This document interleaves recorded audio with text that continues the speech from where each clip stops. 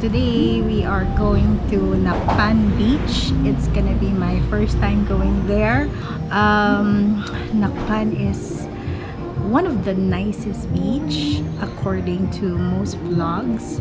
So excited akong makita yon.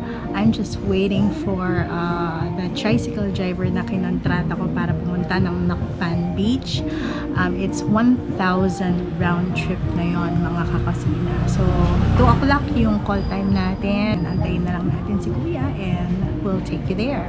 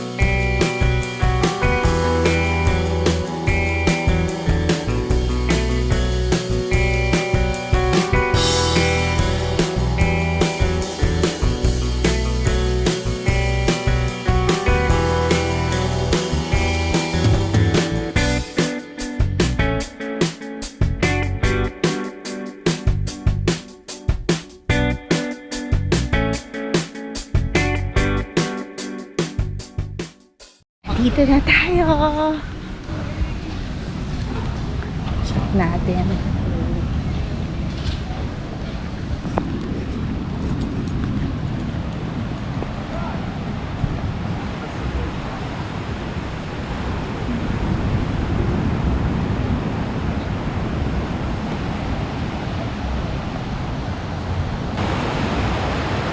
Medyo maraming tao. But wow.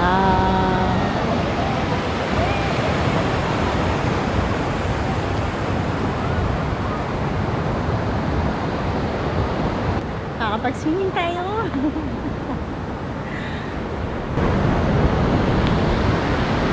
Diba?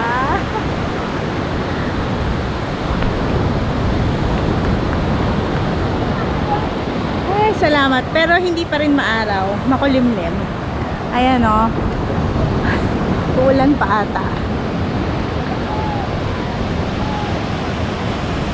Pero nice. Okay, so nag-inquire ako ng parang mga bench or upuan. Beach bench, parang ganon. May bayad. Pag umupo ka, it's 200 yung singil sa akin. Kaso, walang bakante. So we are finally here at Nacpan Beach, mga kakusina. Ang ganda ng background ko. Tapos ang ganda rin ng view. Magsiswimming tayo for sure. Kasi ang ganda ng mga alon dito. Iniisip ko lang kung paano ko iiwan yung mga gamit ko na mababantayan ko siya. Kasi mag-isa ko lang. Okay, pero mukha namang safe naman dito kasi halos lahat tourist. Wala naman sigurong mga pakalat-kalat dito na alam mo.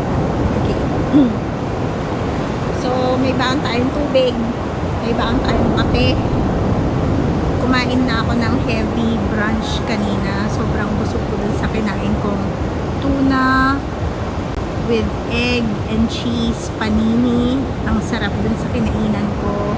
Medyo mahal, pero mas mura-mura ng konti compared dun sa binayaran ko sa art cafe. I'm just gonna enjoy and then mag-film tayo ng konti dito.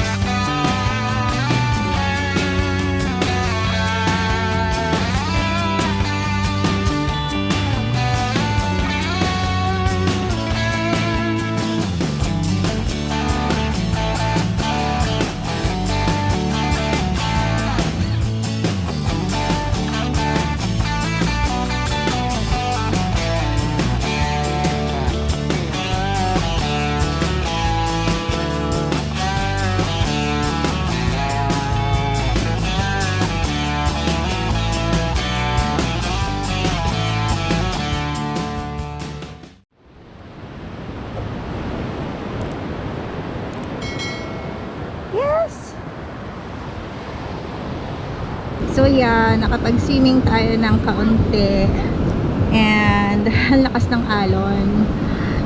Natatakot pa ako ilubog yung GoPro ko sa tubig kasi never ko pa siyang nagawa, although I know it is waterproof.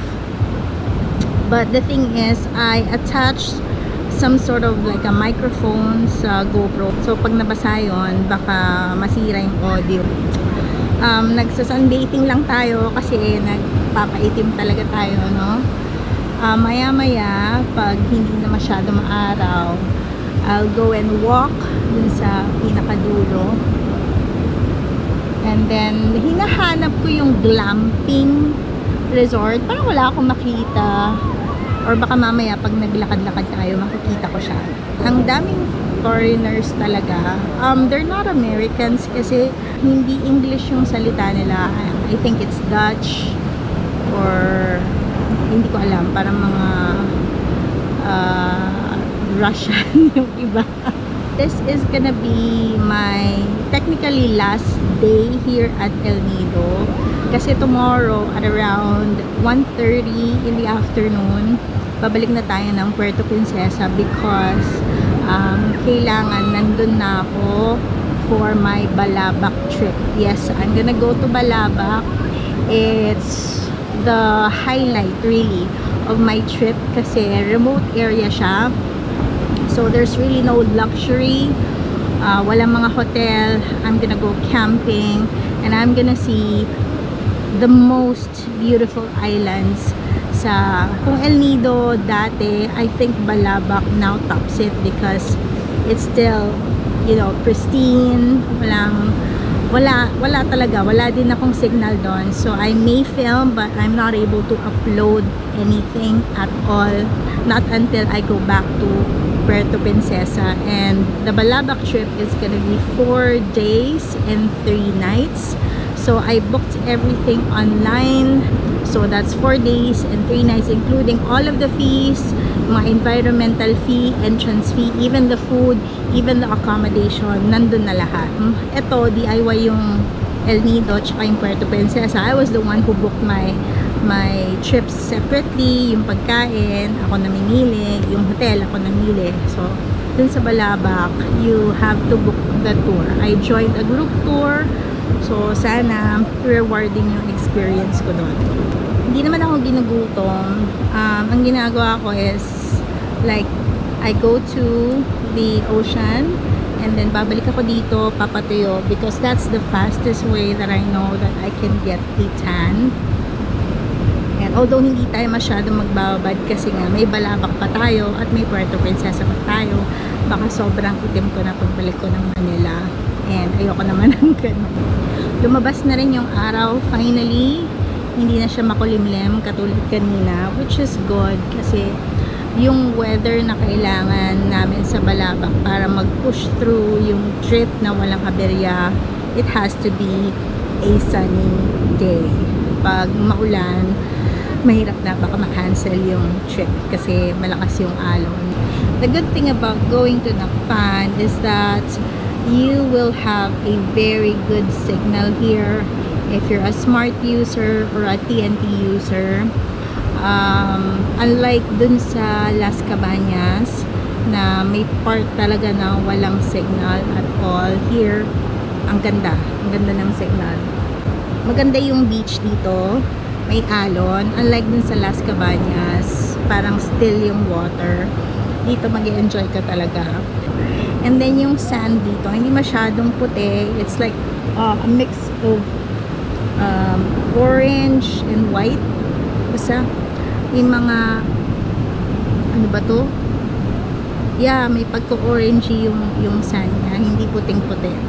Wala rin akong urge na mag-night out like uminom or what.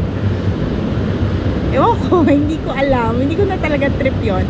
Siguro pag nasa Balabac ako kasi yung kami na magkakasama sa group, and it's kind of awkward naman if you're not gonna mingle. So maximum group of persons dun sa trip na binook ko is 6 people. So 6 lang kami. So might as well take that time to, you know, bond. You know, hindi naman bond, parang get to know each other and have fun mga islands sa Balabac. So may nagpapalipad ng drone. Anyway, so I'm really excited about my Balabac trip. Hindi ko talaga alam yung expect ko doon. So sana maayos din yung mga kasama ko sa group tour, because I really also wanna make friends there. Dito kasi parang wala akong kinikilala dito. Kasi I really want to relax and enjoy the time na ako lang talaga. This is a nice day to go to the beach because it's sunny, the weather is good. Kanina makulimlim, banda doon makulimlim. Ayan, you can see. Ay, dapat pala pinuntahan ko na ito noon pa. Sayang. Ilang hours lang ako dito, but it's worth it.